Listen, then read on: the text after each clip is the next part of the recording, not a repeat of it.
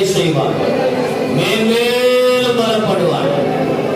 இந்த 2 வாக்குத்தத்தங்களை நான் இந்த அவருக்கு வயசு நான் சொல்ல வேணாம் நினைக்கிறேன்ல.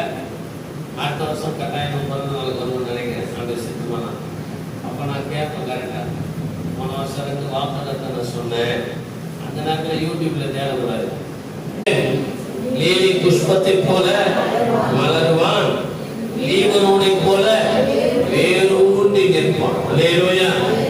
2வது வாக்குத்தத்தம் ஆசீர்வதிக்கப்பட்டவன்.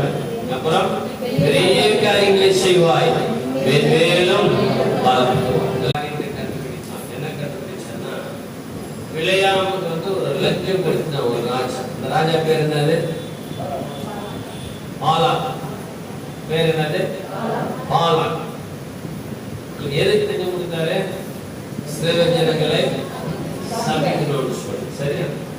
ஆனா ஆண்டவர் இந்த பிலேயாம் தீர்க்கதரிசிக்கு குறிப்பிட்டு, நீ என் ஜனத்தை சாபமிடக்கூடாது, ஆசீர்வதிக்கணும். வந்தவைகள் வாசுடைய வாழ்வில் இனி ஆசீர்வாதமாய் மாறும். சபிக்க வந்தவன் ஆசீர்வதிச்சுட்டு போயிட்டான். அலையில சொல்லுங்க. அப்ப இந்த வருஷம் வருகிற எல்லா தீமைகளும் அப்படியே நன்மையா மாறப்போகுது, அப்படியே ரிட்டர்னா மாறப்போகுது, ஆசீர்வாதமா. அல்லேலூயா. நீ ஆசீர்வதிக்கப்பட்டவன். யார் தெரியுமா சொன்னது? யார் சொன்னது பாருங்க, சொல்லுங்க. யார் சொன்னது? சவுல். யாரை பார்த்து சொன்னாரு? தாவீதை பார்த்து. இந்த சவுல் எங்க வந்தார் தெரியுமா? தாவீதை கொன்று போட வந்தார். தாவீதை கொன்று போட வந்தவர் ஆசீர்வதிக்கிறார். இல்ல சொல்லுங்க. அப்ப இதுவரைக்கும் பாஸ்டர் அவர்களுக்கு விரோதமாய் எழுமிருந்த சூழ்நிலைகள் ஆசீர்வாதமாய் மாறப்போகிறார்கள் என்று கை மேல உயர்த்தி ஆமென் சொல்லுவோம்.